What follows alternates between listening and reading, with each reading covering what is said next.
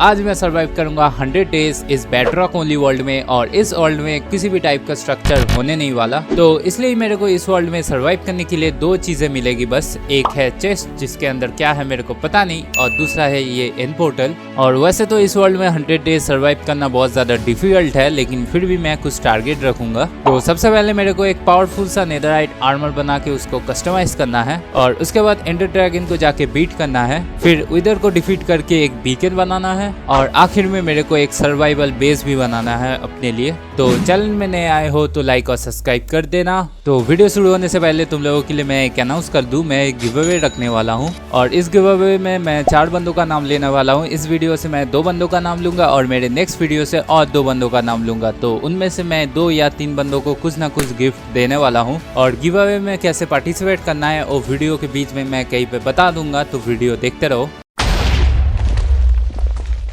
तो डे 1 को मैं इस बेडरॉक ओनली वर्ल्ड में स्पॉन हो गया था, और मेरे को समझ में नहीं आ रहा था मेरे को क्या करना चाहिए, और तभी मेरे को ये चेस्ट दिख गया, और इस चेस्ट के अंदर से मेरे को थोड़े से लकड़ियाँ और एक डायमंड का आर्मर और थोड़े से आयरन के टूल्स मिल गए। और तुम लोग अगर सोच रहे होगे कि चेस्ट के अंदर का सारा सामान किसने रखा है, तो मैंने अपने एक दोस्त को 100 डेज का ये चैलेंज समझा दिया था, तो उसने ही रैंडमली सारा सामान रख दिया है। और पता नहीं इसने चेस्ट के अंदर थोड़ा सा खाना क्यों नहीं दिया, खाने के बिना मैं कैसे ही रह लूँगा। तो अभी मैं कर भी कह सकता था, इसलिए मैंने सबसे पहले एक क्राफ्टिंग टेबल बना लिया, और उसके बाद सारे लकड़ियों को मैं प्लैंक्स में बदल लेता हूँ, और इन प्लैंक्स को लेके मैं बेडरॉक के ऊपर ऐसे करके लगा देता हूँ, क्योंकि बेडरॉक में कोई भी मॉब स्पॉन नहीं होता। तो इसलिए मैंने ये प्लेटफॉर्म बना दिया, जिससे रात में जैसे ही मॉब स्पॉन होए तो उनको मैं मार सकूँ। और प्लेटफॉर्म बनने के बाद मैं लकड़ी का एक एक्स बना लेता हूँ और एक स्वॉर्ड बना लेता हूँ, और फिर मैं थोड़ी देर तक वेट करता हूँ रात होने का। और जैसे ही रात होता है मॉब्स भी स्पॉन हो जाते हैं, तो मैं लग जाता हूँ इन मॉब्स को मार के इनका लूट कलेक्ट करने के लिए। और 2 दिन तक मैं बस इन मॉब्स को ही मारता रहता हूँ, और मेरे को काफ़ी सारे gun powder, bone meal, spider string और रॉटन फ्लेश मिल गया था। और मेरे पास खाने के लिए बस ये रॉटन फ्लेश था, तो मैं इसको ले लेता हूँ, और साथ में मैं अपने डायमंड का आर्मर और टूल्स को भी ले लेता हूँ, क्योंकि अभी मैं जाने वाला हूँ एंडर ड्रैगन को मारने के लिए। यस, क्योंकि एंडर ड्रैगन को मैं अगर मार दूंगा तो मेरे को खाने के लिए भी और लूट करने के लिए भी काफ़ी सारा सामान मिल जाएगा।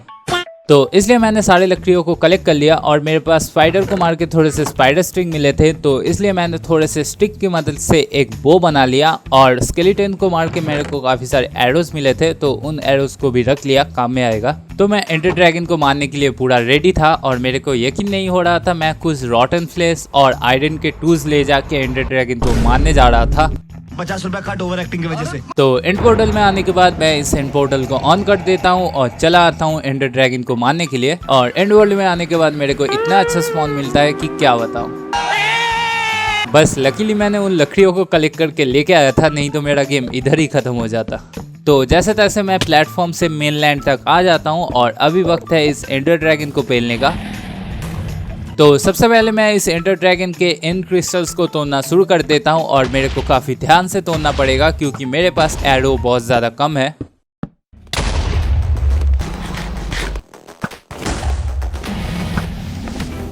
तो सारे एंड क्रिस्टल्स को तोड़ने के बाद मैं चला आता हूं इस एंडर ड्रैगन को मारने के लिए। और ये एंडर ड्रैगन जब तक ऊपर में उड़ रहा है तब तक मेरे को छुप के रहना पड़ेगा, क्योंकि एक एंडर ब्रेथ अगर ये मेरे ऊपर मार दे तो मेरे को काफ़ी ज़्यादा डैमेज पड़ सकता है। और ऊपर में रिकवर करने के लिए मेरे पास बस ये रॉटन फ्लेश ही है।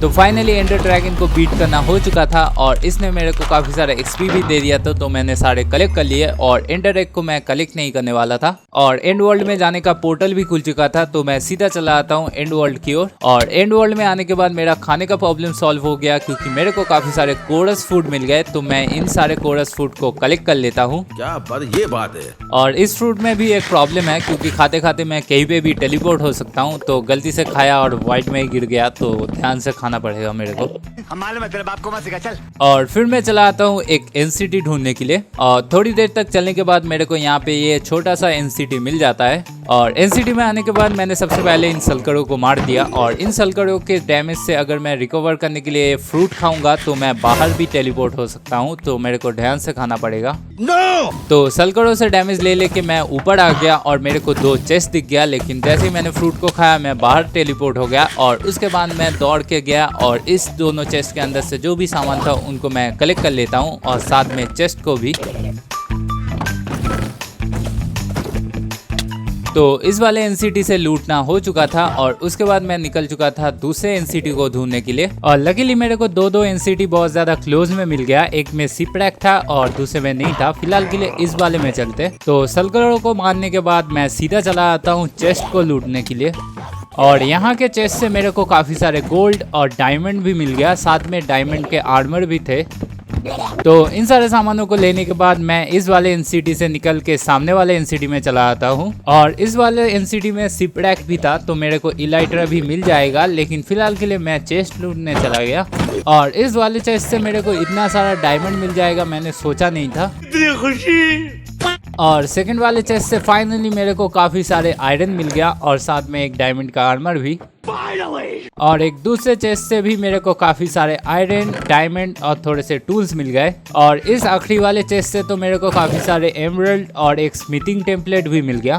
तो इन सारे सामानों को कलेक्ट करने के बाद मैं इलाइट्रा लेने सिप्रैक की ओर चला आता हूँ। और ये सलकर मेरे को मार मार के हालत खराब कर दिया था तो मैं सीधा चला आता हूँ शिप के अंदर और इस वाले सर्कल को मार के पहले इन चेस्ट को लूट लेता हूँ। तो इस वाले चेस्ट से मेरे को काफी सारे आयरन और एक अच्छा एन्चेंटमेंट वाला हेलमेट मिल गया। और सेकंड वाले चेस्ट से मेरे को काफी सारे गोल्ड और एक पावरफुल सा पेन भी मिल गया। तो इन सारे सामानों को लेने के बाद मैं इलाइट्रा को ले लेता हूँ। तो फाइनली अभी मेरे पास इलाइट्रा भी आ चुका है और इधर का सारा सामान मेरा लूटना हो चुका है। अभी घर की ओर वापस चलते। तो वापस आके देखता हूँ एंडर ड्रैगन का एक्सपी पड़ा हुआ था अभी भी, पता नहीं कैसे। और मेरे इन्वेंटरी में जगह नहीं था ऑब्सीडियन और इनस्टोन को कलेक्ट करने के लिए, इसलिए मैं वापस आ जाता हूँ। तो वापस आने के बाद मैंने सबसे पहले अपने सारे सामानों को चेस्ट में रख दिया और उसके बाद मैंने आयरन की मदद से एक कॉल्ड्रेन बनाया और डायमंड से मैंने एक डायमंड का पिकैक्स बना लिया। और इस कॉल्ड्रेन को मैं यहाँ पे रख देता हूँ जिससे बारिश हो तो ये पानी पकड़ ले और आई होप कि जल्दी बारिश होना शुरू हो जाए मेरे इस वर्ल्ड में। और फिर मैं जितने भी इनस्टोन कलेक्ट किए थे उनको ले लेता हूँ और इस लकड़ी के प्लेटफॉर्म को इधर से हटा देता हूँ और यहाँ पे इनस्टोन से एक प्लेटफॉर्म बनाना लग जाता हूँ। और ये प्लेटफॉर्म मैं थोड़ा बड़ा बनाऊंगा, मेरे पास इतना इनस्टोन नहीं है, फिर से जाके कलेक्ट करना है। लेकिन इस इनस्टोन से होगा क्या, वॉन्डरिंग ट्रेडर जो है वो जिससे स्पॉन हो पाए, इसलिए मैं इस प्लेटफॉर्म को बनाऊंगा बड़ा करके। तो मेरे इनस्टोन खत्म हो चुके थे तो मैं फिर से चला आता हूँ एंड पोर्टल की ओर। और एंड वर्ल्ड में आने के बाद मैंने काफ़ी सारे इनस्टोन कलेक्ट कर लिया और उसके बाद मैंने काफ़ी सारे ऑब्सीडियन भी कलेक्ट कर लिया। तो काफ़ी सारा सामान कलेक्ट करना हो चुका था तो उसके बाद मैं घर में वापस आ जाता हूँ और इस प्लेटफॉर्म को फिर से बड़ा बनाने में लग जाता हूँ।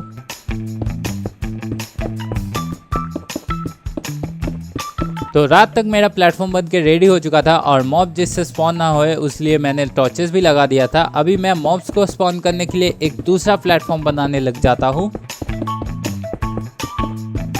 ओके, तो गिव अवे की बात करते। तो गिव अवे में पार्टिसिपेट करने के लिए तुम लोगों को ये वाला वीडियो पूरा देखते रहना पड़ेगा और उसके बाद तुम लोगों को लाइक, सब्सक्राइब और कमेंट करना पड़ेगा। और कमेंट में से मैं किसी भी 2 बंदों का नाम लूंगा और टेंशन मत लेना इस वाले वीडियो में अगर तुम्हारा नाम नहीं लेता, क्योंकि नेक्स्ट वाले वीडियो से भी मैं 2 बंदों का नाम लूंगा। तो टोटल में मैं 4 बंदों को लूंगा, उनमें से कोई भी 3 बंदों को कुछ गिफ्ट दे दूंगा। तो अच्छे से कमेंट करना और लाइक और सब्सक्राइब जरूर से कर देना। तो वापस से गेम प्ले में आते हैं। तो मॉब्स को मारने के लिए एक दूसरा प्लेटफॉर्म बन के रेडी हो चुका था और थोड़ी देर बाद ये स्पॉन होना भी शुरू हो गए थे तो मैं भी लग जाता हूँ मारने के लिए। तो थोड़े से मॉब्स को मारने के बाद एक विच स्पॉन हो जाता है जो मेरे ऊपर पोर्शन ऑफ वीकनेस भी स्पेल मार रहा था। तो मैंने सोचा पोर्शन ऑफ वीकनेस मेरे को बनाना ही नहीं पड़ेगा अगर मेरे को ज़ॉम्बी विलेजर पहले ही मिल जाए। तो इसलिए मैंने एक बोर्ड बना के इस विच को पकड़ के रख दिया और मैंने पता नहीं क्यों इसके ऊपर एक प्लेटफॉर्म बना दिया था। तब पता नहीं क्या सोच रहा था कि सनबर्न होके मर जाएगा, लेकिन विच तो मरते नहीं है सनबर्न होके। पता नहीं मेरे दिमाग में क्या चल रहा था। तो कुछ दिनों तक मैं बस इन मॉब्स को मारता रहता हूँ और मेरे पास काफ़ी सारा लूट भी आ जाता है और काफ़ी सारे स्पाइडर को मार के मेरे पास काफ़ी सारे स्ट्रिंग भी हो चुके थे। तो उन स्ट्रिंग से मैं ऊल बना के फाइनली एक बेड क्राफ्ट कर लेता हूँ। और पता नहीं अभी भी मेरे वर्ल्ड में कोई बारिश का नामो निशान नहीं था, लेकिन फिलहाल के लिए मैं ऑब्सीडियन लेके एक नेदर पोर्टल बनाने चला आता हूँ। और मैंने काफ़ी सारे ऑब्सीडियन कलेक्ट करके लेके आया था जिससे मैं लाइन वाइज काफ़ी सारे नेदर पोर्टल बना पाऊँ। और इस वर्ल्ड में एक ही तरीके से नेदर पोर्टल ऑन हो सकता है, वो है थंडरस्टॉर्म आएगा और एक लाइटिंग आके इस नेदर पोर्टल में गिरेगा, फिर जाके ये नेदर पोर्टल ऑन हो सकता है, नहीं तो नेदर पोर्टल ऑन नहीं हो सकता। कोई बात नहीं।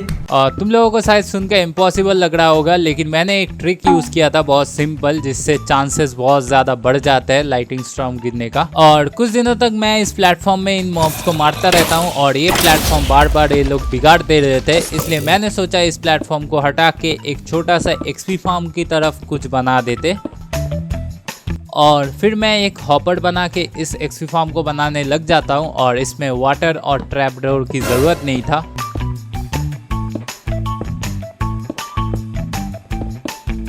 तो मेरा ये एक्सपी फार्म बन के रेडी हो चुका था और देखने में कुछ ऐसा है। आई नो एक्सपी फार्म के बस नीचे वाला एरिया ही लग रहा है, लेकिन इसमें मॉब स्पॉन ही नहीं हो रहा था। और इस एक्सपी फार्म के पास ही मैं एक दूसरा प्लेटफॉर्म बना देता हूँ और लिटरली इसमें काफ़ी सारे मॉब स्पॉन होना शुरू हो गए इमीडिएटली, लेकिन इसमें स्पॉन ही नहीं हो रहा। ये भगवान क्या जुल्म है। तो अभी मैं कर भी क्या सकता था, तो मैं इस वाले प्लेटफॉर्म को थोड़ा और बड़ा बना देता हूँ और कुछ दिनों तक इन मॉब्स को मारता रहता हूँ।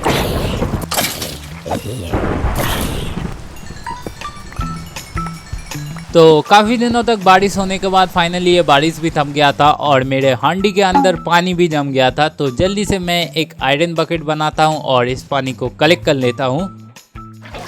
और फिर मैं मॉब्स को मार रहा था, तभी मेरे को एक साउंड सुनाई देता है और मुड़ के देखता हूँ तो नीचे लामा पड़े हुए थे और ट्रेडर भाई साहब ऊपर में स्पॉन हुआ था इस एक्सपी फार्म के। मतलब मैंने इतना बड़ा प्लेटफॉर्म बना के रखा है स्पॉन होने के लिए और ये यहाँ पे ऊपर में स्पॉन हो रहा था। और ये ट्रेडर जिधर भी स्पॉन हो लूट बहुत अच्छा दे रहा था। तो सबसे पहले मैंने थोड़े से पजल ले लिए और उसके बाद मैंने थोड़े से शुगर केन भी ले लिया और आखिर में मैंने इस सैपलिंग को भी ले लिया। और ये पजल या फजल क्या ही बोलूँ, इसको अगर तुम लोग सोच रहे होगे कि क्या है, ये एक तरह का डट ही है, बस सवल से तोड़ना पड़ेगा, तुम लोगों को पता ही होगा। और इस ट्रेडर विलेजर को मेरे को पकड़ के रखना था, इसलिए मैंने एक बोर्ड बना के इसको पकड़ के रख दिया, क्योंकि मेरे को सैंड भी ट्रेड करना है बाद में। और फिर मैं इन पजल में से एक पजल को डट में बदल देता हूँ और फिर मैं लग जाता हूँ एक इन्फिनिटी वाटर सोर्स बनाने के लिए।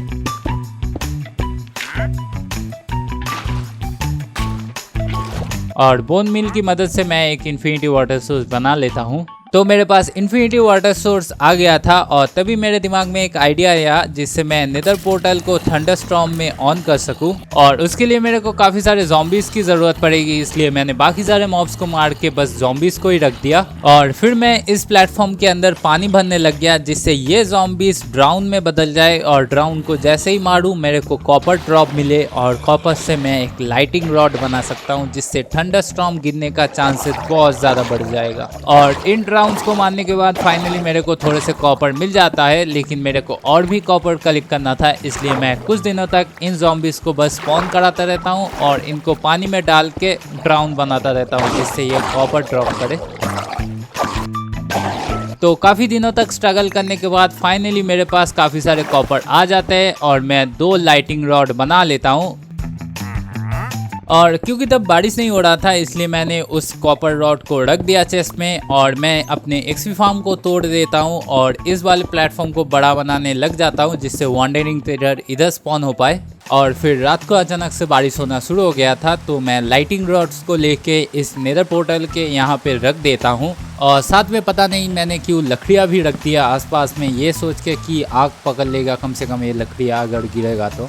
और उसके बाद अचानक से एक लाइटिंग गिरता है, लेकिन ये नेदर पोर्टल ऑन ही नहीं होता। और उसके बाद दूसरा लाइटिंग जैसे ही गिरता है ये नेदर पोर्टल ऑन हो जाता है और मैं मरते मरते बचा था इस लाइटिंग रॉड को हटाने के टाइम।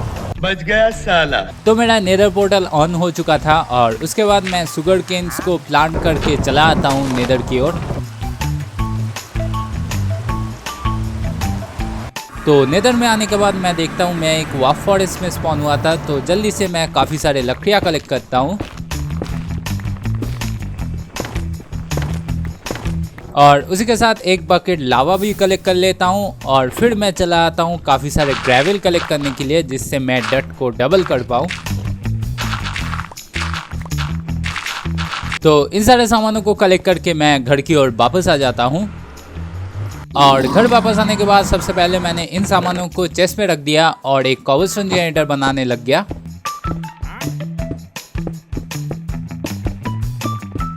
तो मेरा ये कॉबलस्टोन जनरेटर बनके रेडी हो चुका था और उसके बाद मैं कुछ दिनों तक बस कॉबलस्टोन ही माइन करता रहता हूँ।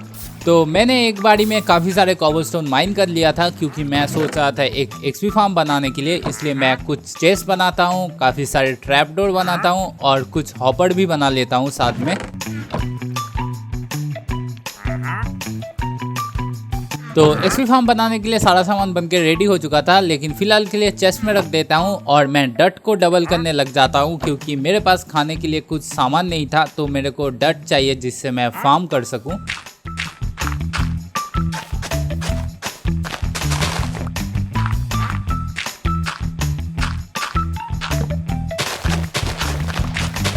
तो काफ़ी सारे डट को डबल करने के बाद मैं एक फार्म एरिया बनाने लग जाता हूँ और मेरे पास ऑलरेडी कैरेट और पोटैटो था, ज़ॉम्बीज़ को मार के मिला था मेरे को, तो इनको ही मैं अभी बोन मील से थोड़ा ग्रो कर लेता।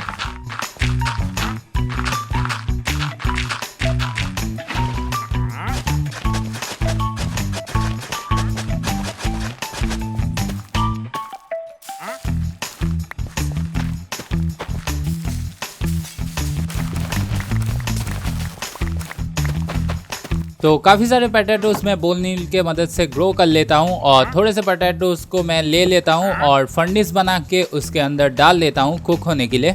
और तभी मेरे को एक दूसरा वॉन्डरिंग ट्रेडर भी दिखता है, तो जल्दी से जाके इसके लामा को मैं मार देता हूँ और इसको मैं बोट में बिठा देता हूँ। अभी इसका ट्रेड मैं दिखाऊंगा नहीं, मैं एक्सपी फार्म बना लूँ उसके बाद मैं इसका ट्रेड दिखाऊंगा। तो सारा सामान लेके मैं आ जाता हूँ इस एक्सपी फार्म को बनाने के लिए।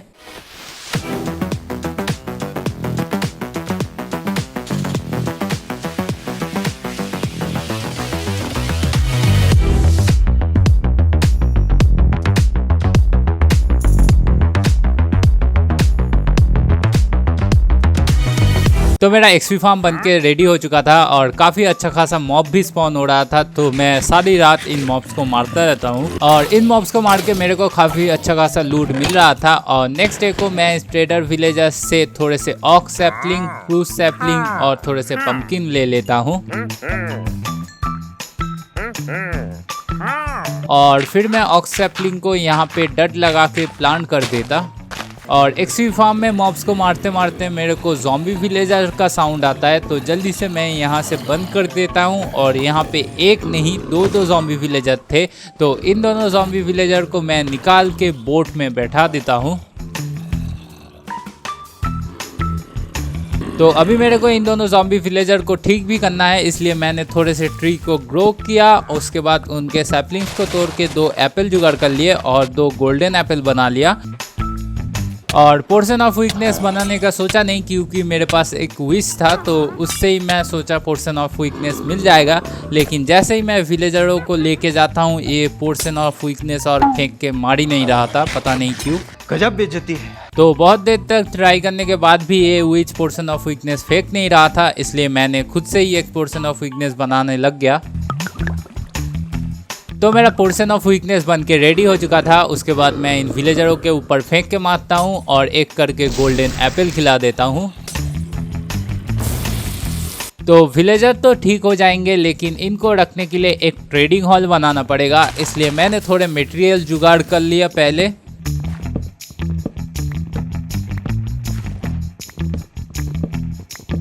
और उसके बाद मैं यहाँ पे एक ट्रेडिंग हॉल बनाने आ गया।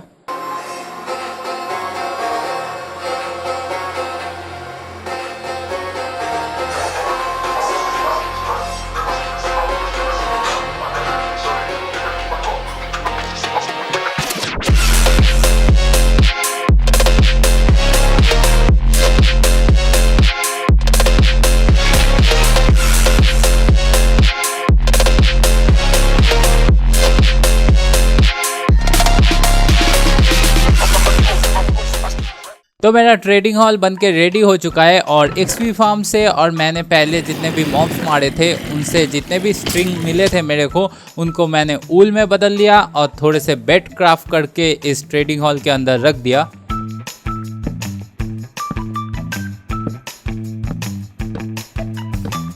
और ये विलेजर भी क्योर हो चुके थे इस टाइम तक, तो इनको ले आके मैंने ट्रेडिंग हॉल के सामने रख दिया। शाम को मैं इनको बोट से निकालूंगा, नहीं तो भाग जाएंगे इधर उधर। और फिर मैं शाम को इनको बोट से निकाल देता हूँ और काफ़ी सारा खाना भी दे देता हूँ जिससे ये लोग ब्रीड करना शुरू कर दे। तो अभी इनको ब्रीडिंग करके पॉपुलेशन बढ़ाने में टाइम था, इसलिए मैंने सोचा एक फार्म एरिया बना लेते अलग से बड़ा सा। इसलिए मेरे पास जितने भी डर्ट और ग्रेवल थे उनसे मैंने और भी ज़्यादा डर्ट बना लिया।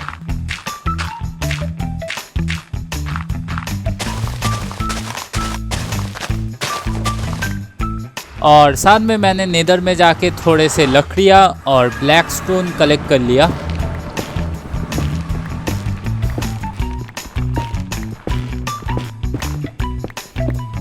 तो सारा सामान कलेक्ट करना हो चुका था। अभी मैं एक फार्म एरिया बनाने लग गया।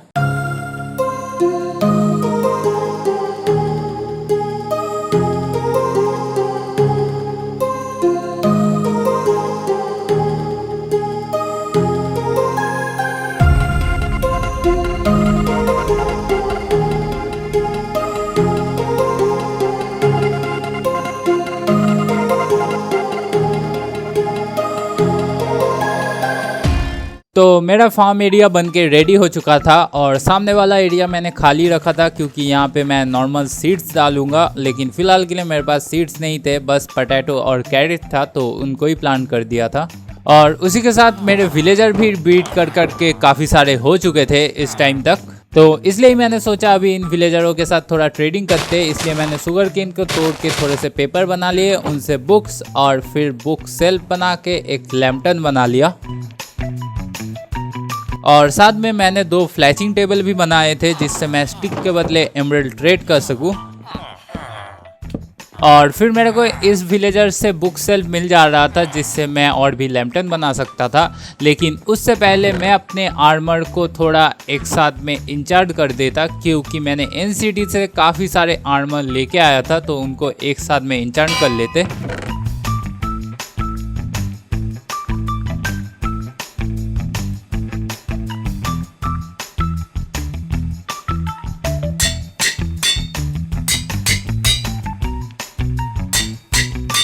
और इस इंचार्टमेंट में मैं बस अपने जूते और स्वॉर्ड में कुछ इंचार्ट नहीं करता एक साथ में, क्योंकि ऑलरेडी बहुत ज़्यादा अच्छा इंचार्टमेंट था उसके अंदर। और मेरे आर्मर और टूल में अच्छा खासा इंचार्टमेंट था, लेकिन मेरे को थोड़े से इंचार्टमेंट और चाहिए था, सिल्क टच, लूटिंग, ये वगैरह वगैरह। लेकिन उसके लिए मेरे को एमरल्ड भी चाहिए, इसलिए सबसे पहले मैं लकड़ियाँ कलेक्ट करके फ्लैचर्स से एमरल्ड ट्रेड करता हूँ। A few moments later. और कुछ दिनों तक इन फ्लैचर के साथ ट्रेड करने के बाद मेरे को काफ़ी सारे एमरल्ड मिल चुका था और मैं इन लाइब्रेरियन के साथ ट्रेड करने लग गया। तो सबसे पहले मेरे को पावर 3 मिला और उसके बाद मेरे को एक फ्लेम का इंचार्टमेंट मिल गया और उसके बाद मेरे को मेंडिंग मिल चुका था। तो ये सारे इंचार्टमेंट मैं काफ़ी सारे ले लेता हूँ। और फिर मैं इन्फिनिटी और सिल्क टच ले लिया था इन विलेजरों से, दिखाना भूल गया था तो दिखा दिया। और आखिर में मेरे को लूटिंग 1 मिल गया था, तो ये भी मेरे को चाहिए था, तो मैं लूटिंग के 4 बुक ले लेता हूँ। तो ट्रेडिंग का काम खत्म हो चुका था और उसके बाद मैं कुछ दिनों तक एक्सपी कलेक्ट करने के बाद मैं इस आर्मर और टूल में इंचार्टमेंट सारा कर देता हूँ। तो मेरे आर्मर और टूल में सारा इंचार्टमेंट करना हो चुका है, जैसा कि तुम लोग देख सकते हो। अभी मेरे को इसको नेदरराइट का बनाना था, इसलिए मैं नेदर में चला आता हूँ। और क्योंकि मेरे को विदर को भी डिफीट करना था, इसलिए मैंने इस वाले नेदर फोर्ट्रेस में वापस से आ गया और काफ़ी सारे विदर को मार के विदर हेड कलेक्ट करना शुरू कर दिया।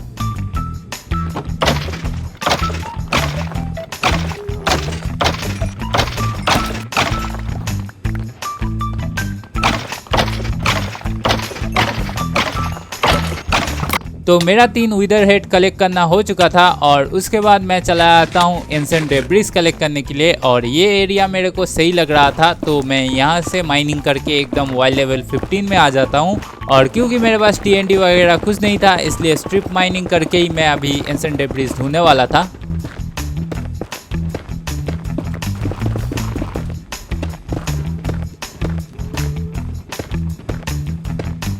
तो काफ़ी दिनों तक माइनिंग करके मेरे को 36 एंसेंट डेब्रिस मिल गया था, तो इनको लेके मैं बेस में वापस आ जाता हूँ।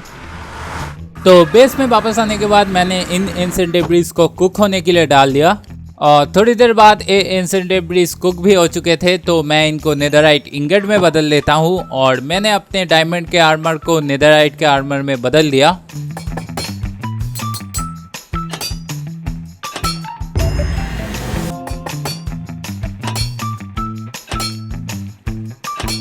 और साथ में अपने आर्मर को कस्टमाइज करने के लिए इन सिटी से जो स्मिथिंग टेम्पलेट मिले थे उनको लेके मैं डायमंड के साथ कस्टमाइज कर लेता हूँ। तो मेरा नेदरराइट का आर्मर बनके रेडी हो चुका था, लेकिन इसी बीच एक ट्रेडर विलेजर आया था जो मेरे को सिल्क टेस्ट डर्ट दे रहा था, तो मैंने खरीद लिया था और इस डर्ट को मैंने यहाँ पे प्लांट कर दिया था और ऑलरेडी एनिमल स्पॉन होना शुरू भी हो चुका है। तो मैं सोच रहा हूँ एक एनिमल फार्म एरिया बना देते।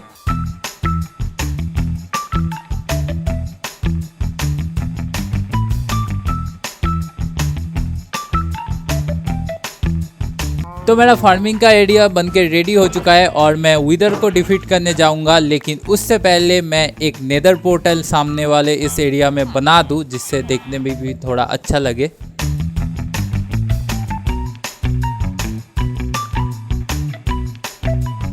तो मेरा नेदर पोर्टल भी बनके रेडी हो चुका था और उसके बाद मैं विदर हेड को लेके चला आता हूँ एनसीटी में विदर को डिफीट करने के लिए। और विदर को जल्दी से मारने के लिए मैं वो एन पोर्टल वाला ट्रिक यूज़ करता हूँ। यहाँ पे ऑब्सिडियन लगा के विदर को स्पॉन कर देता हूँ।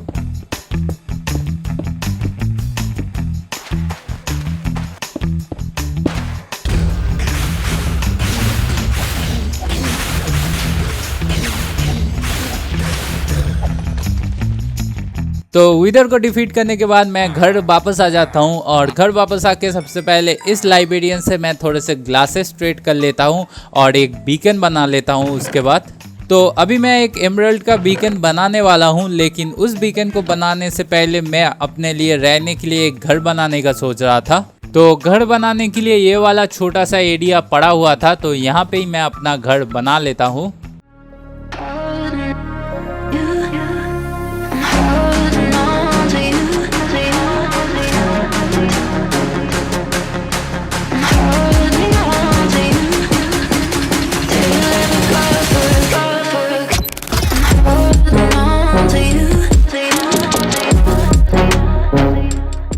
तो मेरा घर बन के रेडी हो चुका था और उसके बाद मैं चला आता हूँ एमरल्ड ट्रेड करने के लिए, क्योंकि मेरे को एक बीकन बनाना था और मैं बहुत दिनों तक काफ़ी सारे एमरल्ड ट्रेड करता हूँ क्योंकि मेरे को एक बड़ा सा बीकन बनाना था।